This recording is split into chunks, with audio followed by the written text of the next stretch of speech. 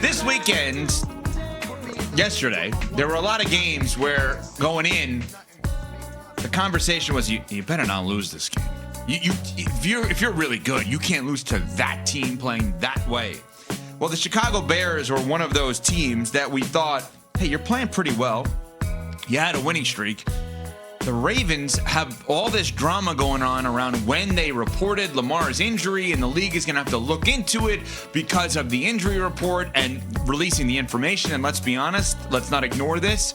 The scandal that is going on in and around the NBA last week with gambling and allegations around that absolutely plays into the NFL looking into the Ravens situation as to proper information. Not that the Ravens did anything wrong in terms of gambling, but the reason they want proper information is because with legalized gambling, the great thing is you catch the irregularities. And so they need all of the information that is out there. And so Ravens have all this drama at its core for the Bears. Lamar's not playing. Snoop Huntley is the starting quarterback. And the Bears lose 30-16? What? Bad interception late by Caleb. And the awful interception by Caleb. And their Ravens now are 2-5. Ben Johnson, head coach of the Bears, had this to say about Caleb's late interception. I didn't quite see it. I have to check it out on film just one more time. Just in my mind, there might have been another option that we could have gotten to. Okay, well, Caleb had this to say about his own interception after his coach said that. It was a good read. Rome man-to-man with the guy that caught the pick, and I just didn't give a good ball to Rome. A little different in terms of the response there. What do we make of the Bears losing this game that I think in many ways was a telltale sign for how good they could potentially have been? Beating the teams you're supposed to beat, they didn't do that yesterday. Well, I mean, you knew it was a last-ditch effort from the Baltimore Ravens, right? That was the game that they had to have. And unfortunately, you gave up a golden opportunity to stay in the mix for the division race in the NFC North. Mm-hmm. And to me, that's how I looked at it. A missed opportunity, catching the Baltimore Ravens without Lamar Jackson. You couldn't script it better when you saw the schedule come out at the beginning of the season. And for you to give away that opportunity and thwart whatever momentum you had after winning 4 straight games is unfortunate. Now, as far as that specific play in the fourth quarter, backed up, only down by 3, the interception that you threw when you were targeting Rome Odunze, there was absolutely a better option for Caleb Williams on that play. He absolutely should have taken the running back in the flat as opposed to the situation that he went with trying to throw that crosser Rome Odunze and letting Nate Wiggins cut the route. So probably should take his cues from his head coach, Ben Johnson, and follow whatever script that he's laying out, because the last thing you want to do if you're Caleb Williams is create a versus with your new head coach after this is the guy that you publicly cake for during the offseason in hopes that the Bears would eventually hire him. You wanted him to be your head coach. You wanted him to be your quarterback whisperer. Well, damn it, listen to him when he talks to you. And it feels like there was a miss right there from Caleb Williams, literally and figuratively, coming off of yesterday's Ravens game. Yeah, it was a miss by Caleb there, and it was a miss by the team as a whole, as you mentioned.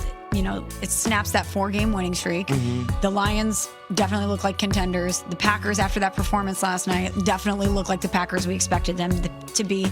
And even though the Ravens are getting healthier, this was a game that the Chicago Bears definitely should have won, and they didn't. They dropped a golden opportunity. Now, conversely, Baltimore, Vegas kept predicting that they could come back and win the AFC North, and I didn't see it even with a healthy Lamar. My eyes told me this is not a football team that is going to contend in any way, but they are getting healthier.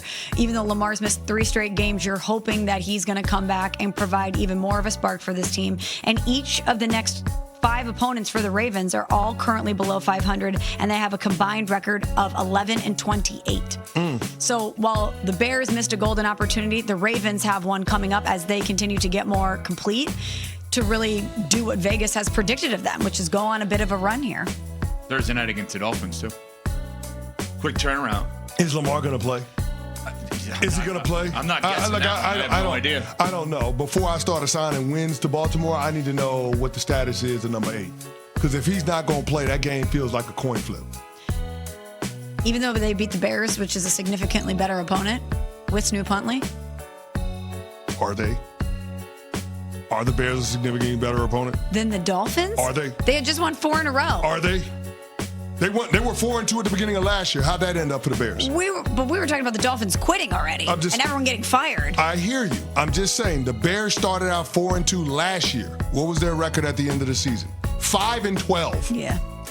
So I don't know what the Bears are. See, I have no idea. I'm going to say something, but after yesterday, I have egg on my face even saying this. They don't feel like last year. Except I don't remember anything that Ray Lewis and Ed Reed did on the Ravens defense yesterday. So, I mean, I'm going to have egg on my face saying, no, this is different. No, the game yesterday is the same. The season's different. The rest of the season could be different. But yesterday's game is the same kind of bad loss that they had a year ago. And I thought they graduated from that. I did not think the Bears graduated into beating the Packers on the road. I didn't think the Bears graduated into beating the Lions on the road. But I did think the Bears graduated into beating a 1-win football team. On their third-string quarterback. Correct. That's what see, there's levels of, you graduate middle school, you get to high school, you don't graduate graduate school as a result of graduating middle school. Like there's levels to this. I thought they graduated to the place of that team we're playing, not very good. We're good enough to beat them. We're not good enough to beat Kansas City. We're not good enough to beat this year's Indianapolis Colts, but we are good enough to beat the team that has proven to not be good this year. And yesterday was a gut punch. If you're sitting there, and I saw our buddy Mark Silverman, Waddle and Silva, ESPN 1000, he does the bit on his swing after the game, just miserable. I thought he retired that. It actually came out of retirement yesterday for the misery meter for the Chicago Bears because you didn't graduate. You're still in the elementary school process. I thought you got to middle school here. You're still in elementary school. And that's a gut punch if you're a Bears fan today. Because this is not your Ravens teams that you played on. No. This is not Super Bowl Ravens teams. As you said, a third-string quarterback. You're down 3 in the fourth, and your QB throws an awful interception. Brutal. I thought you graduated past that. And I was wrong. So, yeah, do I think they're better than the Dolphins? Yes. But can you assume victory? I don't understand how you